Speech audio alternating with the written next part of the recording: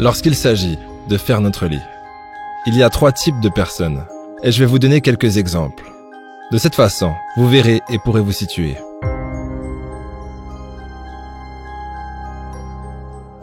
Alors, nous allons prendre cette même personne, et nous allons la placer dans 3 situations différentes. Et nous la ferons répéter cela encore et encore. Et nous verrons comment cette habitude influe ensuite sur la manière dont cette personne perçoit le monde et agit dans le monde. Ce genre de choses comme faire son lit peut sembler anodin, mais c'est capital. Car encore une fois, nous répétons ces actions encore et encore. Et 30% de votre vie a lieu dans cette chambre à coucher. 1/3 de votre existence se déroule dans cet espace. Donc imaginez-vous à quel point ce que vous faites dans cette pièce, la façon dont vous vous conditionnez là-dedans, finit par avoir un effet sur votre comportement et à influencer vos habitudes. C'est la raison pour laquelle nous en parlons aujourd'hui. Car sérieusement, si cela représente 1/3 de votre vie, cela impactera évidemment votre comportement et cela en dira long sur la qualité de vos habitudes. Une vague gigantesque peut se fracasser contre un rocher sans laisser la moindre trace, tandis qu'une humble goutte d'eau, tombant avec une persévérance et une régularité sans faille, finira par sculpter son passage au travers de ce même rocher. Juste avant de mourir, un vieux sage a dit « C'est des graines de nos choix les plus infimes que poussent souvent les arbres de nos plus grandes peines. » En fait non, c'était juste moi, mais peu importe. Peut-être que tu n'aimes pas trop faire ton lit le matin, mais la question c'est, es-tu vraiment prêt à en subir les conséquences? Je vais donc vous montrer 3 exemples, avec la même personne, mais 3 habitudes différentes. Et nous verrons comment cela influence ensuite le reste de sa vie. Alors, le premier individu est vraiment comme tout le monde. Il va se coucher, il se réveille, et en se réveillant, il est un peu embrumé. Il prend son temps, il tourne un peu dans son lit, jette un œil sur son téléphone, et après avoir traîné assez longtemps, il est temps de se lever. Donc il se rend tranquillement à la salle de bain, se brosse les dents, se lave le visage, tout ça en prenant son temps. Lorsqu'il est prêt, il retourne dans sa chambre et il commence à l'arranger, à faire son lit, en prenant son temps. Et puis, il sort de sa chambre. Deuxième scénario. Cet individu va se coucher comme le premier.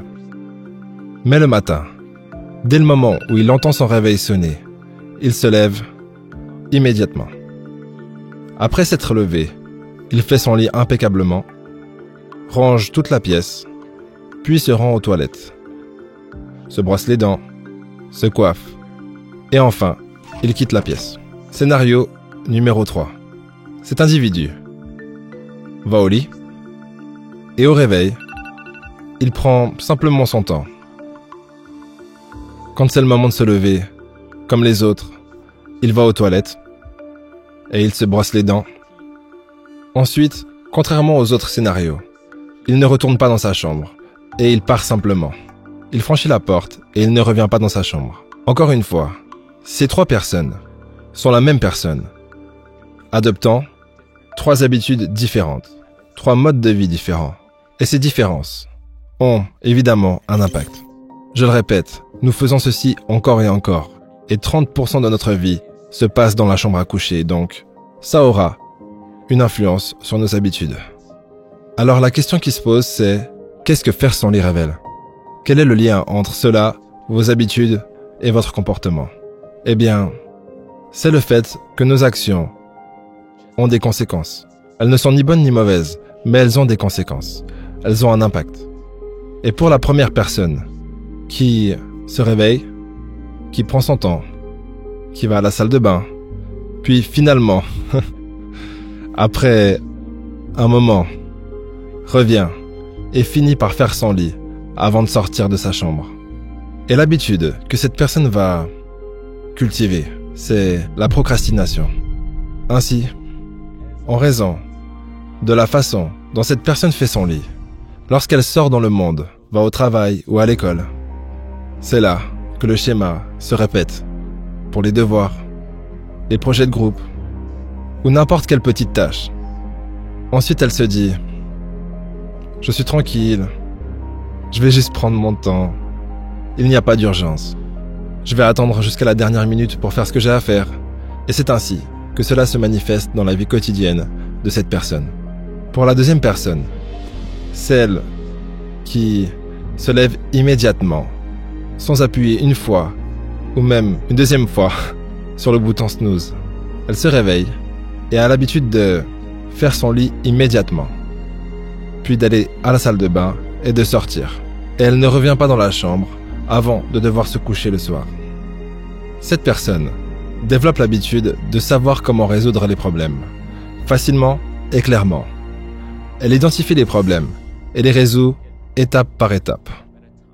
Elle prend un problème, elle le résout, le met de côté, puis passe au suivant. Et c'est propre.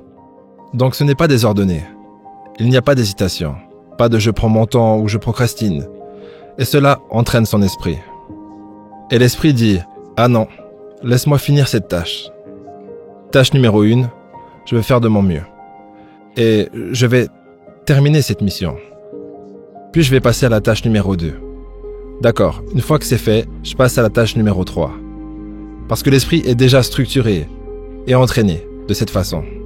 Rappelez-vous que nos pensées répétées forment nos habitudes et que nos habitudes façonnent notre comportement. Et finalement, notre comportement finit par devenir une partie de notre personnalité. Beaucoup de gens pensent que c'est les grandes décisions de la vie qui font la différence. Mais je pense plutôt que ce sont les petites décisions anodines qui prédéterminent les choix que l'on prendra face à des enjeux beaucoup plus importants. Autrement dit, il n'y a pas de petites décisions. Imaginez être le capitaine d'un navire et de changer de seulement quelques centimètres votre cap. Ce n'est que quelques centimètres. Mais vous finirez dans un autre pays, voire sur un autre continent. Ce que je veux dire, c'est que la manière dont vous accomplissez une tâche, aussi minime soit-elle, reflète inévitablement la façon dont vous aborderez n'importe quoi. Pour vous donner un exemple, ce matin, j'étais vers le frigo et mon chat me demandait des courgettes. Oui, il sait me demander des courgettes. Et comme à mon habitude, je lui ai dit « Non Lily, dans 5 minutes !» Mais étant actuellement en train de travailler sur cette vidéo, j'ai réalisé que j'étais en train de renforcer l'habitude de procrastination. Morale de l'histoire, mon chat s'est régalé. Et il n'a même pas eu à attendre. Mais plus sérieusement, le truc c'est que dans une journée, on fait face à des dizaines voire des centaines de moments comme ça qui semblent sans importance. Mais pourtant ces moments définissent continuellement qui nous sommes. Scénario numéro 3. Cette personne, encore une fois, après s'être réveillée, elle va prendre son temps. Elle va aux toilettes, comme je l'ai dit, puis elle sort. Contrairement à tous les autres, elle ne fait pas son lit. Elle ne ressent pas le besoin. Et qu'est-ce que cette personne cultive? Quelle habitude? Quelle caractéristique? En réalité, cela révèle que cette personne développe l'habitude d'être négligente. Elle développe une habitude à se dire « Je n'ai pas besoin de faire mon lit. Je vais revenir ici de toute façon. Quel est l'intérêt ?» Ça reste le même endroit pour dormir. Ça ne change absolument rien. Je reviendrai ici ce soir de toute façon. Alors, pourquoi faire 2 fois le travail? Je le laisse comme ça. Et cette personne développe cette attitude. Et cela peut être dangereux, mais ils n'ont pas conscience que cela se transcrit sur d'autres aspects. Donc, ils développent ce je m'en foutisme. Et quand ils sont avec leurs amis, ils se disent qu'ils peuvent dire tout ce qu'ils veulent ou faire tout ce qu'ils veulent. Ils se disent « Je peux arriver en retard au travail, ça n'a aucune importance. Je peux rendre ces documents en retard, peu importe. » Mais encore une fois, ils développent cette habitude, cette négligence et cette incapacité à compartimenter les choses. Ils incorporent ce genre d'habitude dans leur vie professionnelle au quotidien et dans leurs relations avec les gens qui les entourent. Nos actions ont des conséquences. Je le répète, il n'y a pas de jugement sur votre mode de vie. Ce n'est ni bon ni mauvais, c'est à vous d'en juger. Mais en réalité, ces choses que nous faisons ou ne faisons pas, ces choses influencent nos habitudes, qui se répercutent dans notre vie quotidienne et nos interactions. Et j'ai reçu énormément de conseils de mes maîtres et de mes frères moines au monastère. Ils m'ont tellement appris pour cultiver ces bonnes habitudes, pour améliorer ces habitudes, parce que la façon dont notre esprit est structuré, l'organisation de notre esprit se traduit directement dans notre environnement physique extérieur. Je vous le dis avec la plus haute sincérité, la main sur le cœur, dès maintenant, je vous promets que ces 21 prochains jours, je ferai mon lit tous les matins dès le moment où je me réveille. Et si toi aussi cet épisode t'a motivé à faire ton lit, bah fais-le et laisse un pouce en l'air. Et si tu soupçonnes une personne de ton entourage de ne pas faire son lit, eh bien partage-lui cette vidéo. Moi je vous dis rendez-vous au prochain épisode.